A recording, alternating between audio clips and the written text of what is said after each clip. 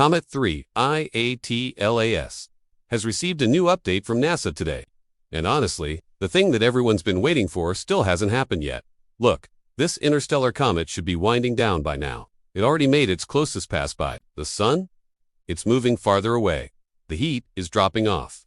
Every textbook we have says the show should essentially come to an end at this point, but here's what today's update actually says: the same thing.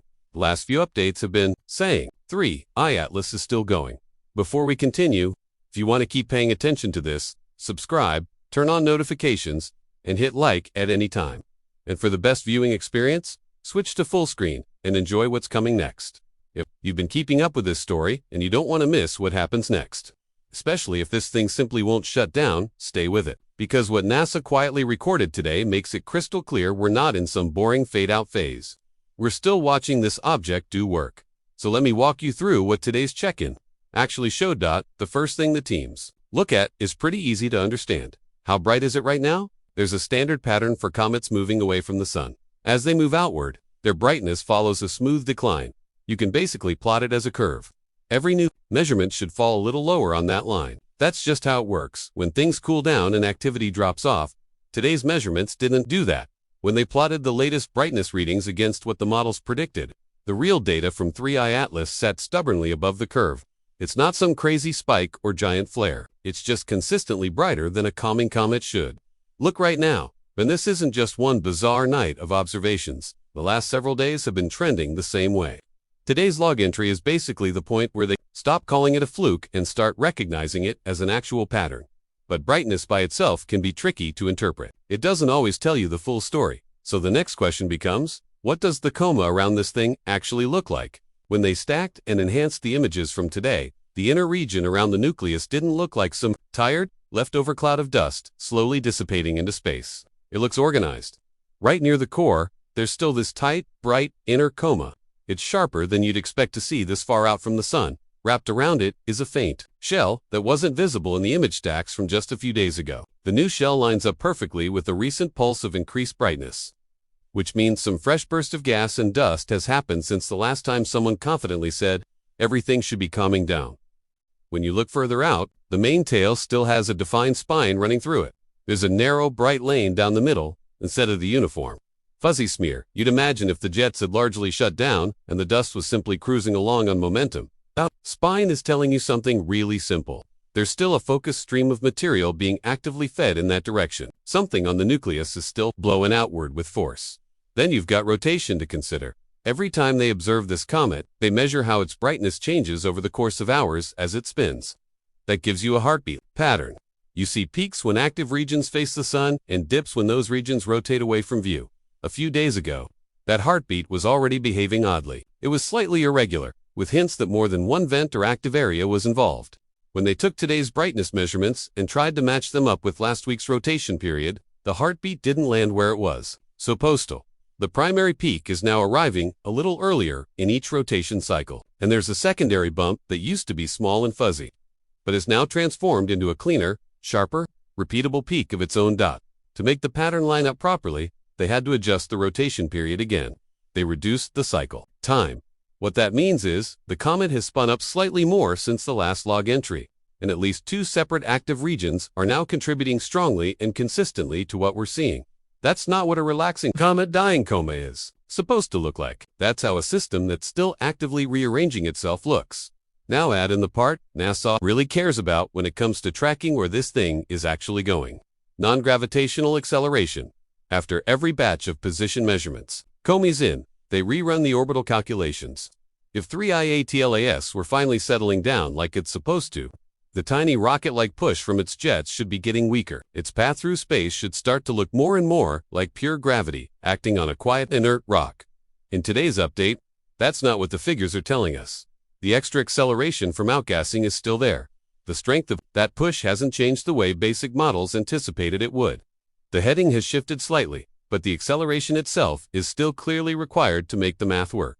If they try to remove it and pretend the comet is just a dead rock fall in gravity, the predicted positions completely miss where it's actually observed. The only way to make the calculations match reality is to admit what the light curves and images are already screaming at us. 3i/Atlas. They're still pushing on itself, so let's line all of this up in one place. The brightness is too high for what should be a quiet period. There's a new inner shell in the coma from a recent burst of activity. The tail has a spine indicating that new material is still being actively fed into it. The rotation pattern is still shifting, with multiple vents clearly active, and a non-gravitational push from outgassing just refuses to die down. That's what still active actually means in today's log entry. So what's really happening inside this thing? The most likely cause is that we're still watching the heat from its close pass by the sun work its way deeper into the interior. The surface layers already went through their chaotic phase. They flared up, cracked open, and spewed out the easy-to-realize eases near the surface. But here's the thing about 3i Atlas. This is an interstellar object. Its interior isn't uniform, like the comets we're used to studying. It hasn't been gently cycled by the sun over and over again for thousands of years, like comets from our own solar system. Instead, it's layered with ancient ice and dust, packed into fractures and pockets formed who knows how long ago, in some other star system entirely. As that heat wave from the sun's close approach penetrates the nucleus more deeply, it reaches those buried pockets at different times and in different locations. When the heat finally hits one and crosses the right temperature threshold, that pocket doesn't care that 3i Atlas is now farther from the sun than it was weeks ago.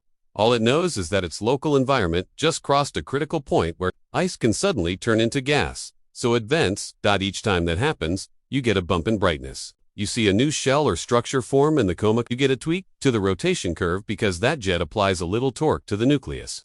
And you see a change in the extra acceleration when they solve for the orbit. From the outside, it looks like the comet just refuses to settle down. On the inside, it's really just the aftershocks of that single, brutal, close pass finally reaching deeper layers that were slow to respond to the heating. The part that makes scientists genuinely nervous is that all of this activity isn't free. It comes with a cost. Every late burst of activity adds more stress to the structure. Active jets don't just brighten the coma for our telescopes. They twist and tug on the nucleus itself. The spin-up increases centrifugal force, especially near the equator. New fractures open pathways for gas to escape, which is great for producing activity. But they also weaken the structural integrity, holding the whole body together. We've seen this exact story play out before with comets in our own solar system. Still present, still active, longer than expected. And then one day, suddenly, they're no longer a single object at all. Right now, 3i Atlas is still officially logged as one central nucleus. There's no confirmed second core splitting off. There's no clean line of fragments trailing behind it. There's no catastrophic flare that screams breakup event to everyone watching. But official status labels don't stop physics from doing what physics does. The real story, the way it looks now, in the logs is straightforward. When you strip away all the technical language, it's still venting gas and dust. It's still spinning up faster. It's still pushing itself off the path that gravity alone would give it. The question, at this point, isn't whether it's active or not. We know the answer to that now. The question has shifted to something more uncertain and more interesting. How many more of these late pulses of activity can this thing actually take before something gives? If the next few updates display the brightness curve at last starting to bend downward like it should, if the inner shells start fading away, if the spin rate stabilizes, and if the non-gravitational push comes to an end and drops off, then the whole thing is still alive at the phase we're watching, right? Now it might just be the last noisy chapter before a relatively quiet exit from the inner solar system. But if instead, the logs keep saying the same thing over and over, fresh bursts of activity showing up, new structures forming in the coma, the spin getting updated again, and that stubborn thrust from outgassing refusing to weaken, then we're watching something brand new. We're watching an object that came from another star system continue to function for much longer, and under much more structural stress than any of our models were really built to handle. Either way, today's entry in NASA's tracking log isn't just another boring line in a database that only a handful of specialists will ever look at. It's another heartbeat from an interstellar comet that clearly isn't done fighting yet. There's something genuinely fascinating about watching an object from outside our solar system behave in ways that don't quite line up with what we expect. Every comet we've studied in detail up until now has been part of our sun's family for billions of years. Their compositions, their structures, the way they respond to heating, all of it has been shaped by countless orbits around our particular star.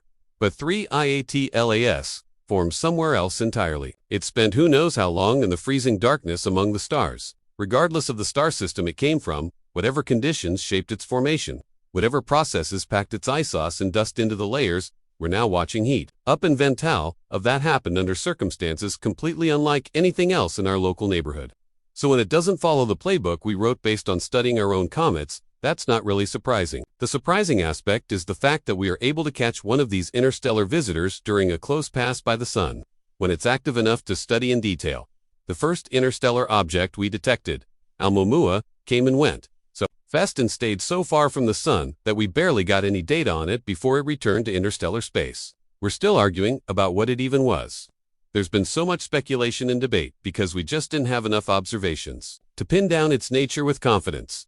3 IATLAS is different. It came in on a trajectory that brought it close enough to the Sun to wake up and start outgassing. It brightened enough for telescopes around the world to track it in detail. And it's sticking around in a part of the solar system where we can keep watching it for months as it slowly makes its way out. Every log entry, every brightness measurement, every image of the coma structure, every tweak to the rotation period, all of it is data we've never had before about how an object from a different star system behaves when our Sun heats it up. The fact that it's still active this far past perihelion, the closest point to the Sun, is teaching us something about how deep those volatile ESIs are buried, how long it takes for heat to penetrate through layers of dust and rock, and how much structural stress a comet nucleus can handle before it potentially falls apart. Beyond this one object, those lessons are significant. They tell us things about how planetary systems develop, how small bodies get their structures, what kinds of materials can survive in interstellar space for millions or billions of years, and what outcomes to expect when we detect the next visitor from another star system, because there will be more. As our detection capabilities get better, as more surveys come online designed specifically to catch objects with hyperbolic orbits that move quickly, we're going to spot more of these interstellar passers-by. The solar system is constantly moving through a sparse cloud of small bodies ejected from other star systems. Most of them are too faint or too far away for us to notice. But every few years, one comes close enough and bright enough to see what we learn from 3 IATLAS right now. While we still have it in view and actively venting, is going to shape how we interpret the next one and the one after that. The current phase we're in is particularly valuable because it's unexpected. When something behaves exactly as you thought it would, you confirm what you already knew. That's useful, but it doesn't expand your understanding much. When something surprises you when it stays active longer than the model said it should. When it keeps venting despite moving away from the source of heat. That's when you learn something new. Scientists are currently trying to determine exactly what internal structure could produce the pattern we're seeing. How thick are the surface layers that have already finished outgassing? How deep are the pockets of volatile ice that are just now getting heated enough to vent? How are they distributed through the nucleus? Are they evenly spread out or concentrated in certain areas? How strong is the material holding everything together? And how much torque from the jets, combined with the centrifugal force from the spin-up, can it handle before small openings begin to widen into something more serious? Those aren't easy questions to answer from millions of kilometers away with nothing but brightness measurements and fuzzy images to work with. But every new observation adds another constraint to the puzzle. Every time the rotation period changes, that tells you something about where the active regions are located and how much torque they're applying. Every time a new shell appears in the coma, that tells you another pocket of ice just got heated enough to vent. Every time the non-acceleration shifts direction slightly, that tells you the balance of forces from different jets is changing, piece by piece, observation by observation. The picture gets clearer. What makes today's log entry significant isn't that it reports some dramatic new development, it's that it confirms the pattern is continuing. This comet isn't suddenly shutting down, it's not rapidly fading like a straightforward model would predict. It's hanging on, staying active, continuing to vent, continuing to push itself around with those jets. How long can that continue? Nobody knows for sure. Comets from our own solar system that show prolonged activity after perihelion eventually do quiet down. The heat wave ends. There's a limit to how deeply heat can penetrate through insulating layers of dust. The volatile ESAs in the outer layers run out. The jets weaken and eventually stop. The coma fades. The tail disappears. What's left is either a quiet, inert nucleus, continuing on its orbiter, in some cases, a debris field where the nucleus used to be, because the stress was too much. 3 IATLAS will follow one of those paths eventually. The question is, just which one, and how long it takes to get there. If you're someone who finds this kind of cosmic detective story fascinating, if you want to see how this chapter actually ends, whether this interstellar visitor quietly fades away or goes out with a more dramatic finale, then you'll want to keep following along as the updates keep coming in. Because right now, today, As of this latest log entry, we're still in the part of the story where 3IATLAS is defying the simple predictions. We're still in the part where it has something left to show us. We're still watching an object from another star system do its thing under our sun's light, teaching us in ways we simply couldn't learn any other way. That's not something that happens every day. That's not something we should take for granted, and that's exactly why today's log entry, technical and understated as it might seem, actually matters quite a bit to anyone paying attention to what's going on in the solar system at the moment. So yeah, 3I Atlas is still active.